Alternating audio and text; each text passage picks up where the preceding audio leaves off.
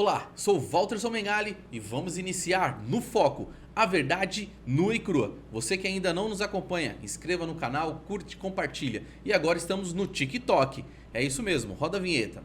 A nação deve mudar. A nação vai mudar. São palavras constantes do discurso de posse como presidente da Assembleia Nacional Constituinte.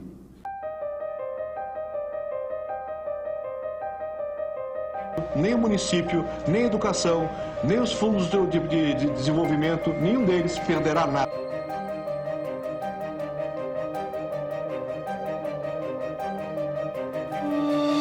Juro com a mão e a alma sobre a Constituição do Brasil e perante Deus defender a liberdade de cada cidadão brasileiro. E somente Deus me tira daqui. Pela corrupção impune, toma nas mãos de demagogos, que a pretexto de salvar a tiraniza. Não roubar, não deixar roubar, pôr na cadeia quem roube, eis o primeiro mandamento da moral pública. Por favor, me ajuda. Olá, eu sou Walter Somengali e vamos iniciar no Foco, a verdade nua e crua. Eu sou um homem branco, de pele clara. Eu vou só iniciar esse aqui porque branco, pele clara não vai, né? Cortando, voltando, 1, 2, 3. Olá, eu sou o Walter Somengali e vamos iniciar no Foco, a verdade nua e crua. Eu sou um homem branco de 37 anos, eu tô com uma camiseta verde, olhos claros, barba, cabelo grisalho e a nossa convidada é Esté Ferreira, formada em psicologia da área social, também trabalha no Luz Divina e é moradora de Ferraz de Vasconcelos. Tudo bom, Esther? Seja bem-vinda aqui no nosso podcast A Verdade Nua e Crua. Tudo bom, Walter? É um prazer estar aqui. Meu nome é Esther, tenho cabelos grisalhos, sou da cor parda, estou com uma camiseta rosé, colarzinho marrom, meus olhos são castanhos. Legal. Esther, fica à vontade. Isso aqui é um bate-papo e, mais que um bate-papo, é conhecer a sua história. Nós queremos conhecer qual que é a história da Esther, essa mulher guerreira, né, que tem aí um trabalho maravilhoso lá em Ferraz, e eu quero que outras pessoas também conheçam a sua história. Então, fica à vontade, conta pra gente um pouquinho de quem é a Esther. Tá. É difícil a gente contar a história da gente, né? Porque você relembrar todo um passado, né? Porque tem várias partes da vida, a gente tem vários sofrimentos. Então, às vezes, pra gente relatar tudo, é difícil.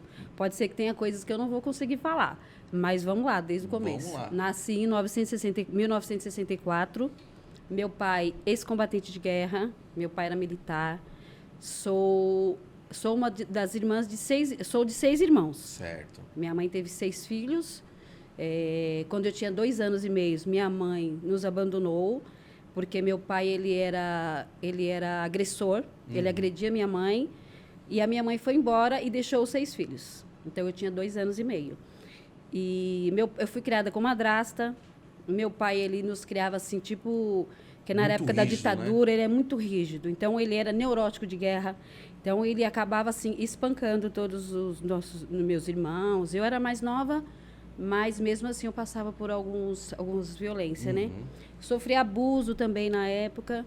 E na minha adolescência... Depois eu fui... Com 12 anos, minha mãe voltou e ela levou os filhos com ela lá para o Rio de Janeiro. Fiquei lá até os 14. Voltei. Nessa época, tive um caso que aconteceu com meu tio, que eu fui abusada aos 15 anos. Então, eu venho de um histórico, assim, bem difícil, bem sofrido, que eu falo com você, é muito difícil falar, mas são coisas que eu, assim, já me curei a respeito disso, mas são coisas, assim, que pessoas vivem a história, às vezes não têm coragem de falar o que elas passam, porque muitas vezes adoecem por isso.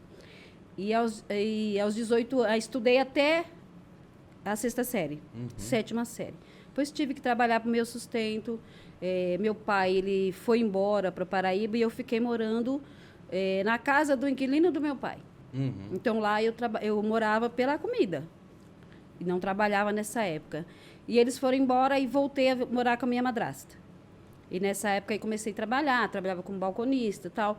Com 18 anos, eu conheci meu primeiro marido. Me casei, tive 2 filhos. Depois eu fiquei viúva, né? E eu acho que eu fiquei casada 5 anos, depois eu fiquei viúva e casei novamente. Aí foi quando eu fui morar em Ferraz de Vasconcelos. Entendi. Eu não sofria violência doméstica, mas eu sofria violência psicológica, porque meu ex-marido, ele não gostava que eu trabalhava. Não gostava que eu trabalhasse fora. E ainda a gente tem muitas situações, né, Esther? Que nem se falou, e aí eu tenho participado de algumas reuniões, né, e fala sobre essa questão do abuso, né, da questão do preconceito, né, do feminicídio. Então, tudo isso, né, hoje tem a mídia, então a gente sabe mais, mas antigamente tem muito, né? Antigamente era mais forte isso. Sim, muito forte, porque a minha mãe, ela não tinha proteção nenhuma. Então, ela teve que abandonar os 6 filhos, porque senão ela falou... Para sobreviver. Para sobreviver. Ela, ou eu vou morrer, do mesmo jeito meus filhos vão ficar abandonados. Então, eu vou proteger minha vida e depois, mais tarde, eu venho buscar. E a questão também da violência com as crianças, eu digo assim, hoje temos o ECA, mas era muito velada essa violência, esse abuso. Então, a gente não tinha voz, as crianças não tinham voz. Então, eu vivi essa questão da violência com a minha mãe, essa questão da violência com a criança. Então, eu digo que hoje, é que nem você fala, hoje eu acho que ainda tem muitos casos ainda que são velados ainda, porque não são divulgados, né? Às vezes tem medo de falar a própria criação, a própria cultura da mulher, então ela acaba não falando. Sim. Então, continuando a minha história, né? Fui morar em Ferraz de Vasconcelos. Moro em Ferraz de Vasconcelos já há 32 anos. Lá eu constituí outra família, tive mais 2 filhos. Eu sofri essa violência psicológica, né? Porque meu marido, ele não deixava usar certo tipo de roupa, não deixava eu trabalhar. Eu tinha um comércio, trabalhava em casa. Mas eu não entendia que aquilo, acho que pela minha vivência, pelo que eu tinha passado, então eu achava que ele estava fazendo bem para mim. Certo. Que ele estava cuidando de mim, então eu estava protegida. Só que depois a gente acaba vendo que eu não estava protegida, eu estava sofrendo aquela agressão. Era uma agressão velada. Uma velada, aquela psicológica. Você não vai conseguir ninguém, você não vai sair para trabalhar, senão eu vou te largar, eu vou largar você com filhos, que eu já tinha 2, mas 2 estava com 4. E aí depois, na época de 2002, eu falei assim, vou dar um jeito na minha vida. E lá em Ferraz de Vasconcelos surgiu a frente de trabalho. Eu falei assim, eu não quero mais essa vida para mim. Eu vou enfrentar e vou trabalhar. Comecei a trabalhar na frente de trabalho, trabalhava numa escola. Então, lá eu senti vontade de voltar a estudar de novo. Você vê que eu não... Legal. 20 anos sem estudar. Aí comecei a fazer o EJA. Na época não era o EJA, era o... Qual que é antes do EJA? Aquele ensino para adultos, né? O supletivo. Supletivo, isso mesmo. Aí fiz o supletivo brigando com ele, que ele brigava comigo. Então eu enfrentava ele, só não me batia. Mas a outra violência, às vezes, é pior do que bater, né? E aí ele me proibia, mas mesmo assim eu enfrentei, fiz o ensino médio. Depois, quando o Lula ganhou, aí veio o Enem, pra gente conseguir uma faculdade. Filha do Enem. Eu sou a inclusão eu sou filha da inclusão social. Legal. E aí eu falei assim, não, eu vou estudar. Aí eu fiz o ensino médio, falei assim, para que eu vou fazer o ensino médio? Para me parar? Não, eu vou continuar. Foi quando eu fiz o Enem, em 2003, e aí eu consegui, acho que 63% na prova do Enem. Legal. E aí, em 2004, o Lula lançou o ProUni. Que aí você contava com a nota do Enem. Legal. E aí a minha filha fez a inscrição e a gente conseguiu. Aí eu fiz a faculdade através do ProUni. E antes de nós entrar aí no tema da faculdade, você mulher que por algum motivo, né, tá sendo violentada, violência física, violência psicológica, entre em contato com 180 e denuncie, né? Porque é importante, Esther, fazer a denúncia. Sim. Né? Porque tem muitos casos que não chega até as autoridades, então, né, nunca vão saber. Então é importante, né? Antigamente não tinha essas ferramentas, hoje tem, né? E acho que todos, né? Tanto escola, sociedade, né? Igreja, todas as religiões, né? Precisam se unir e combater a violência contra a mulher, contra o negro, contra o LGBTQIA+, enfim. Então, né? Você que está nos acompanhando, denuncie, né? Não tenha medo de denunciar, né? O número é o 180, né, que é pela questão da violência contra a mulher. Então, eu queria deixar esse recorte aqui, Sim. né, para que as mulheres que estão hoje sofrendo um tipo de abuso procurem ajuda, né? Então, acho que é importante deixar esse recado aqui. Vamos lá para a questão da faculdade. Esther, você falando da questão do ProUni Sim. em 2004. 2004. Legal. Da primeira eu não entrei. Só que teve poucos na época, né, inscritos, né? Então, quem tinha feito o Enem de 2003, aí conseguiria entrar. E foi nessa remessa que eu entrei. Legal. Então, era um sonho que eu tinha de fazer uma faculdade, entendeu? Eu achava que era um bicho de sete cabeças, que era muito caro. Eu já tinha perdido as esperanças por ter o meu marido daquele jeito, que ele não queria que eu fizesse nada, não queria que eu saísse. Ele falava até da minha roupa. Inclusive, quando eu comecei a faculdade, eu tinha que ir para a faculdade com calça jeans larga e camiseta. Eu ia, às vezes, que nem um sapatão, né? Vestida com roupa masculina. Porque, senão, ele implicava comigo. Ele falava, você vai escolher. Ou eu a faculdade, meus filhos ainda eram pequenos. Então, para mim, foi uma luta muito grande. Esther, se você tem um recado, né, para as mulheres que... hoje a questão da faculdade é muito mais acessível, mas ainda tem sim. Sim. Né? Então, manda um recado para aquelas mulheres que, por alguma forma... Está querendo fazer uma faculdade, está querendo voltar a estudar, né? Você, depois de 20 anos, né, voltou a estudar e conseguiu se formar. Inclusive, a minha faculdade foi tardia, porque eu me formei já com 45 anos. Uhum. 45 então, olha anos. para essa câmera aqui e manda um recado aí para todas as mulheradas aí que quer voltar a estudar. Mulheres, nada é impossível. Não tem idade para voltar a estudar. Eu consegui. Olha a minha luta desde a minha infância, então hoje eu me considero uma vencedora. Vou falar que estou rica? Não estou rica, mas pelo menos eu consegui realizar o meu sonho. Hoje eu trabalho com psicologia social, então eu trabalho com famílias e mulheres nessas situações mesmo. Nessas situações de violência psicológica, violência doméstica, com criança e adolescente, com idosos. Então, é uma profissão que me faz, assim, como eu já tenho aquela bagagem da vivência, então é uma profissão que eu me realizo. Então, eu acho que você, mulher, você tem condições, sim. Hoje a gente tem vários equipamentos, vários serviços que podem te acolher. Não precisa o seu marido saber se você está sofrendo um tipo de violência.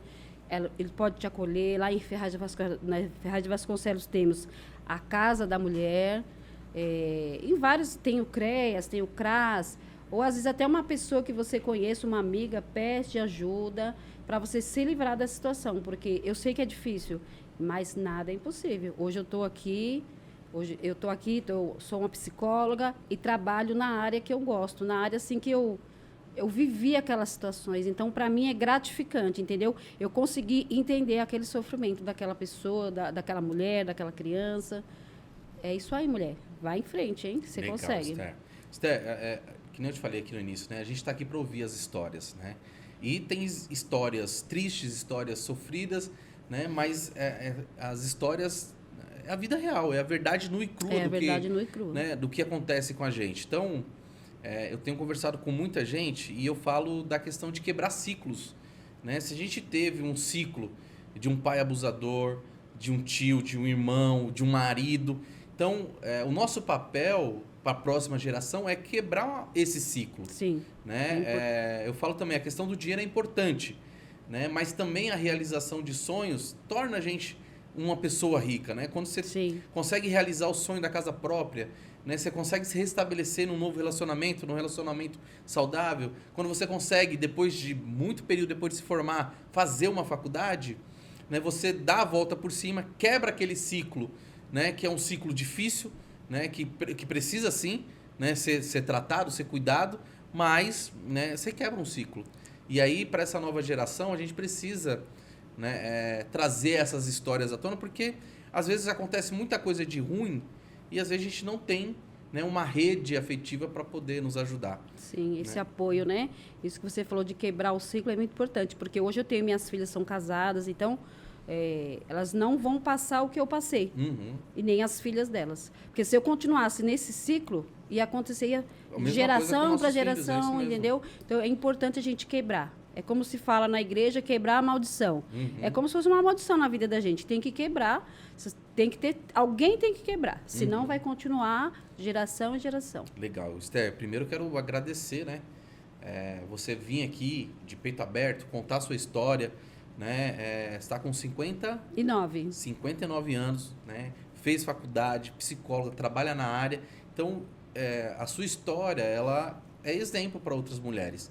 né? Principalmente para as novas também, né? Para Sim. jovens que às vezes tá no relacionamento abusivo e não sabe. Não sabe. Né? Então, novamente, busquem ajuda. Hoje tem vários equipamentos, que nem você já colocou, a Delegacia da Mulher, CREAS, enfim, né? Vários equipamentos que podem ajudar e isso é importante.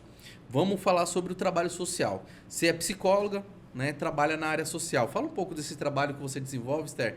E você também é integrante e presidente de uma associação. Né? Tem uma sou liderança comunitária, Liderança lá comunitária. na Vila Jamil, em Ferraz de Vasconcelos. Legal. Conta pra gente um pouco desse trabalho social que você desenvolve lá na Vila Jamil, Esther. Tá. Lá no Jamil, eu desenvolvo um trabalho desde 1998, quando a gente fundou uma associação Amigos de Bairros.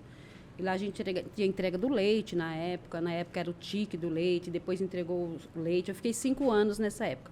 Só que nessa mesma época, era a época que eu tinha que era do meu marido, que ele era ciumento, que ele não deixava eu fazer nada. Então, eu era podada de muita coisa que eu queria fazer, eu não conseguia fazer. Mesmo assim, às vezes eu fazia escondido.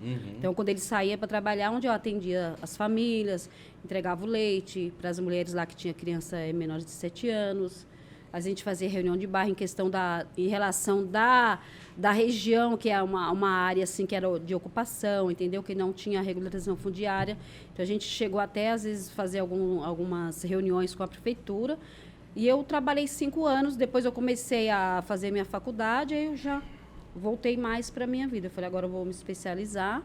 E eu falei assim, acho que eu não vou trabalhar mais com a população, né? Que é difícil, viu? Eu Só sei, que eu estive já lá na associação, já tive o prazer de estar lá em uma das suas reuniões e eu vi, né? E é um trabalho, Esther, que assim, é trabalhoso, né? E às vezes a gente toma, né, aquela necessidade, aquela dificuldade da família como nossa. Sim. Né? E a gente quer resolver.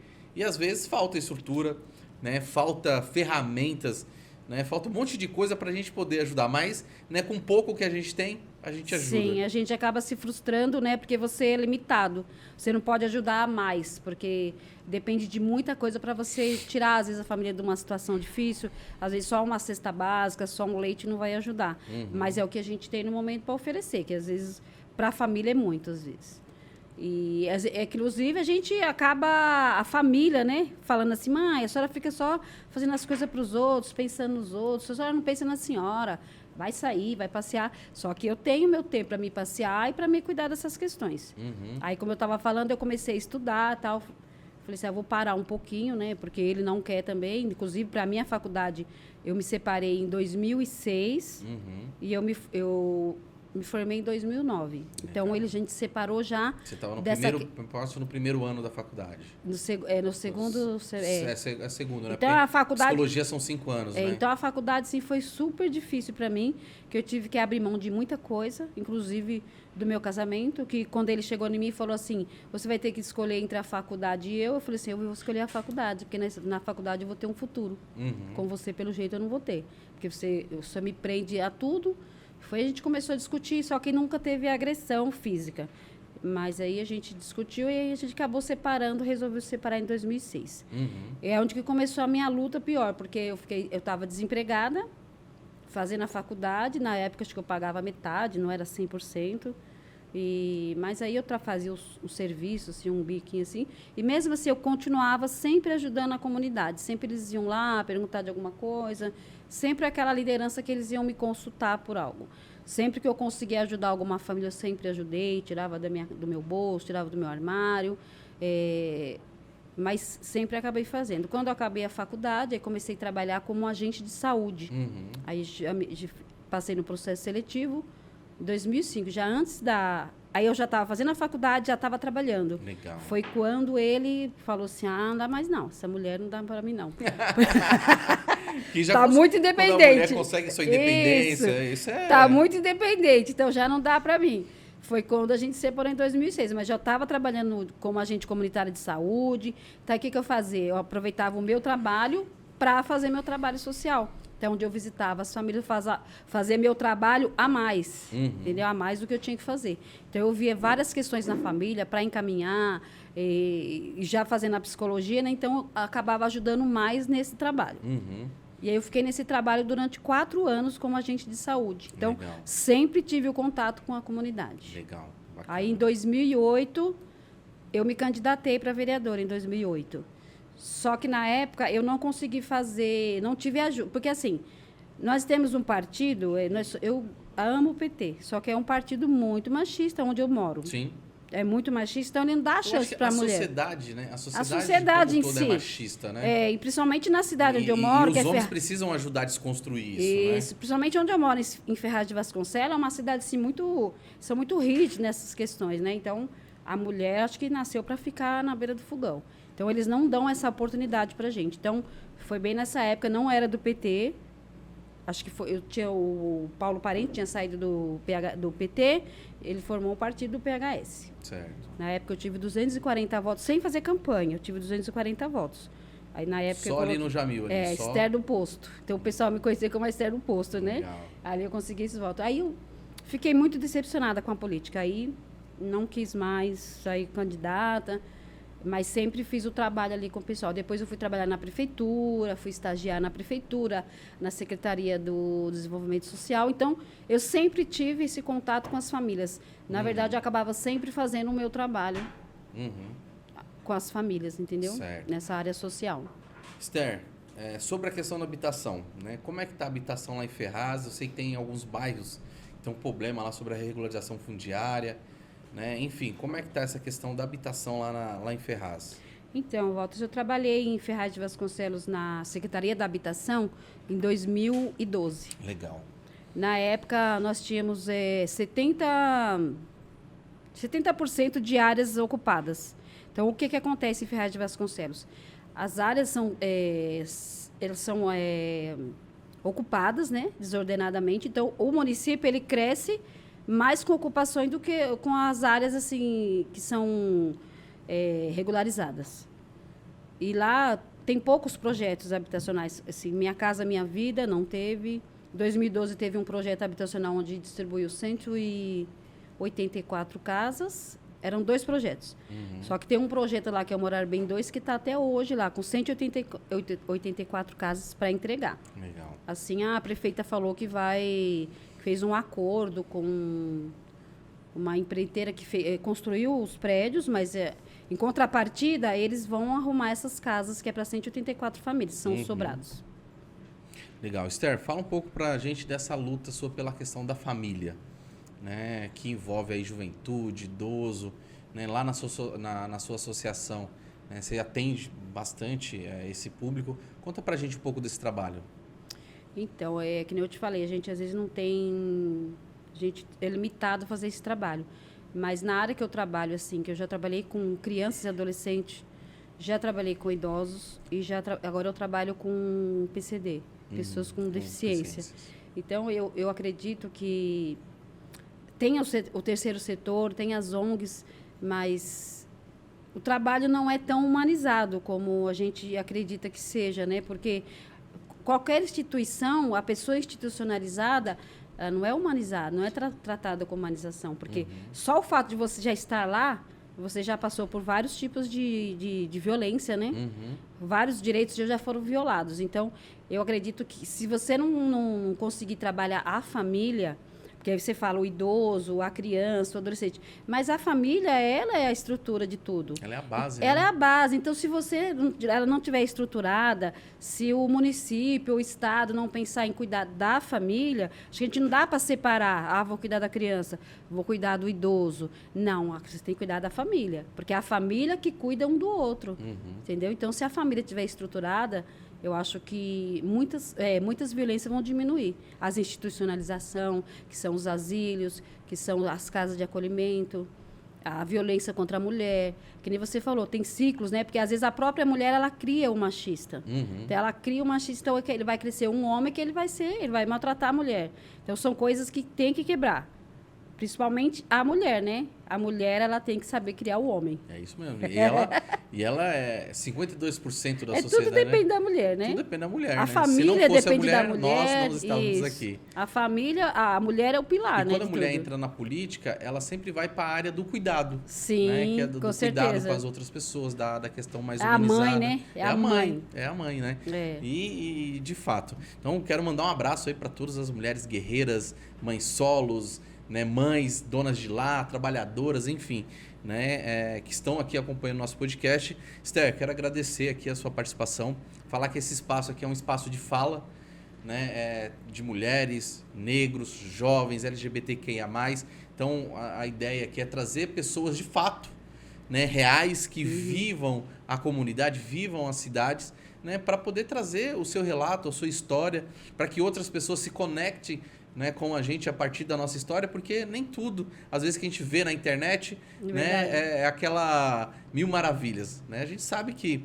Né, e aqui a ideia é essa, é contar a verdade nua e crua, no foco. Né? Inclusive, o nome desse podcast tem esse intuito de contar de fato no que acontece, né, sem meio termo. Então, quero agradecer aqui a sua participação, falar que está aberto aqui para outras vezes você vir aqui no nosso podcast, tá? E eu gostaria que você fizesse suas considerações finais aí, né, para o pessoal que está nos acompanhando, o nosso público, e também para o pessoal de Ferraz, né? Certo, eu quero agradecer a você da oportunidade desse espaço, e principalmente o deputado Luiz Cláudio Marcolino, né? Legal. Que ele que disponibilizou esse espaço, deu essa oportunidade para a gente contar um pouco da gente, tirar as fotos, fazer um podcast, entendeu?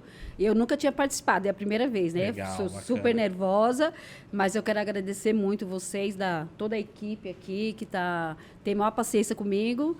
Quero agradecer o pessoal de Ferraz, minha família, meus netos, e, enfim, todos que me acompanham. Legal. Esther, muito obrigado. Isso foi No Foco, a verdade nua e crua. E fique atento aos próximos episódios. Forte abraço, fique com Deus.